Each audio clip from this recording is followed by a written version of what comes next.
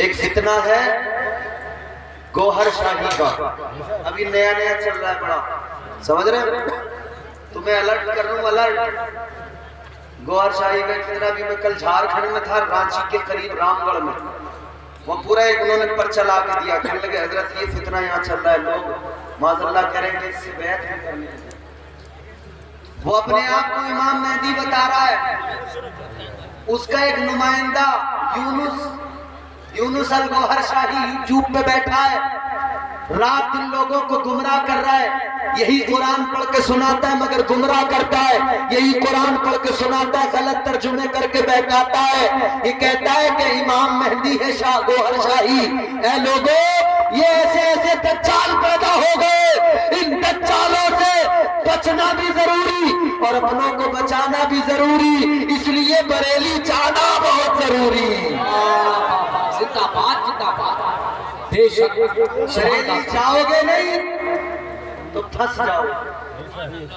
شکاری بیٹھے ہیں بھائی، پھندے لگائے بیٹھے ہیں شکاری، انتظار کر رہے ہیں، پھندے لگا لگا کے شکاری بیٹھے ہیں۔ اگر بچنا چاہتے ہو اور بچانا چاہتے ہو، ان فتنوں سے خود کو بچانا ہے تو بریلی کے امام سے دل لگانا ہے اور بریلی والے کو دل میں بسانا ہے۔ زندہ باد، زندہ باد، بے شک سبحان اللہ۔ تو دین خود پہ نہیں ملے گا بھائی، ان علماء کے پاس ملے گا۔ دین کوئی قوال نہیں دے گا، وہ جاہل ناچنے والے، اچھلنے والے، کودنے والے ہیں، عورتوں کے ساتھ میں بدتمیزیاں کر کر کے قوالیاں کرنے والے، وہ دین سکھائیں گے؟ وہ دین کیا سکھائیں گے؟ ان کی تو عجیب عجیب حرکتیں، کوئی بال گھما رہا ہے، گھمائے چلا جاتا ہے، گھمائے چلا جاتا ہے، لگ رہا پاگل ہی ہو گیا، کوئی مائک اٹھا کے پھینک رہا ہے، عجیب عجیب ڈرامے بدتمیزی، ہاں سمجھ رہے ہیں؟ یہ بدتمیز، یہ جاہل تمہیں دین نہیں دے سکتے۔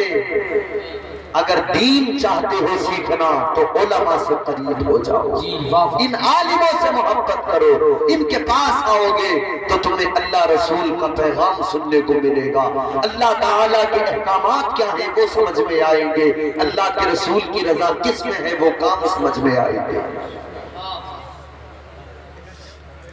یاد رکھنا میرے عزیزوں، آج جو ہاں یہ شرابیں پی رہے ہیں، جوئے کھیلنے سے، اچھا گھر سے نکلا، ابا سمجھ رہے ہیں کہ بیٹا ہمارا بڑا کامیاب ہو کے لوٹے گا، اب شہر جا رہا ہے، کامیاب ہو کے لوٹے گا، مگر وہ کامیاب دوسری طریقے سے ہو کے لوٹے گا۔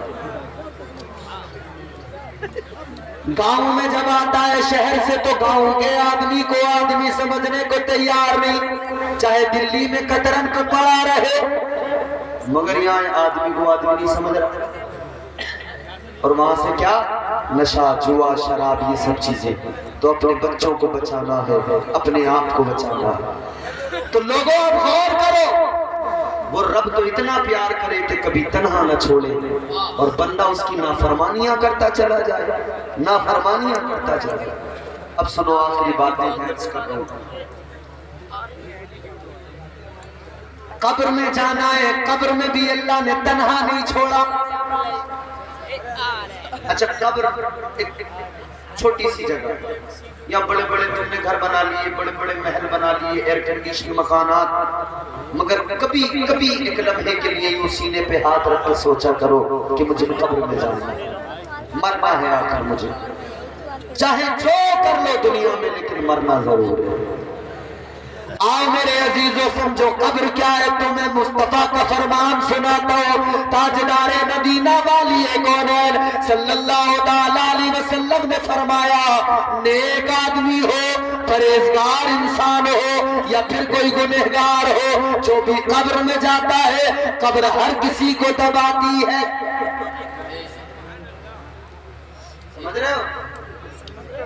ارے گردنی علاقے قبر میں جو بھی جاتا ہے قبر دباتی ہے، نیک جائے تب بھی دباتی ہے، گنہگار جائے تب بھی دباتی ہے، مگر کیسے دباتی ہے؟ تاجدار مدینہ نے فرمایا جب گنہگار قبر میں جاتا ہے، جب اللہ کا نافرمان قبر میں جاتا ہے، قبر کیسے دباتی ہے؟ میرے آقا نے فرمایا اس طرح سے قبر دباتی ہے۔ آقا نے ہاتھ کے اشارے سے سمجھایا، ادھر کی پسلیاں ادھر والی پسلیوں کے اندر چلی جاتی ہے، ادھر کی پسلیاں ادھر والیوں میں، پسلیوں کے ٹوٹنے کی آواز آتی ہے، ہڈیوں کے چٹکنے کی آواز آتی ہے۔ فرمایا گیا انسان کو یہ آواز نہیں آتی، باقی ہر مخلوق اس آواز کو سنا کرتی ہے۔ کبھی قبر کو یاد کرو، پھر شراب چھوٹ جائے گی۔ قبر میں جانا ہے، قبر کیسی منزل ہے؟ حضرت عثمان غنی رضی اللہ تعالیٰ عنہ قبرستان گئے، ایک قبر کے قریب کھڑے ہوئے، رونے لگے، اتنا روئے کہ داڑھی مبارک آنسوؤں سے تر ہو گئی۔ کسی نے کہا آپ کیوں رو رہے ہیں؟ آپ کو تو اللہ کے نبی نے جنتی کہہ دیا ہے۔ حضرت عثمان غنی فرماتے ہیں اس لیے رو رہا ہوں کہ یہ قبر جو ہے آخرت کی منزلوں میں پہلی منزل قبر ہے۔ جو یہاں کامیاب ہو گیا وہ حشر میں کامیاب ہے، اور جو یہاں ناکام رہا وہ حشر میں بھی ناکام رہے گا۔ یہ قبر گنہگار قبر میں گیا، قبر نے دبایا، ادھر کی پسلیاں ادھر گھس گئی، ادھر کی پسلیاں ادھر والیوں میں گھس گئی۔ لیکن سنو یہ تو قبر نے گنہگار کو دبایا، اب وہ انسان جو نیک ہے، وہ جو پرہیزگار ہے، وہ جو اللہ تبارک و تعالیٰ کا قرب حاصل کر لے، وہ قبر میں گیا، قبر اسے بھی دباتی ہے، مگر کیا انداز ہے؟ پھر قبر کے دبانے کا انداز کیا ہے؟ آپ کے میرے نبی نے فرمایا، والی کونین نے فرمایا، امام الانبیاء نے فرمایا، جب کسی نیک بندے کو، جب کسی پرہیزگار کو قبر دباتی ہے تو اس طرح سے دبایا کرتی ہے جیسے ماں اپنے بچے کو پیار سے، ممتا سے اپنی گود میں لے کر دبایا کرتی ہے۔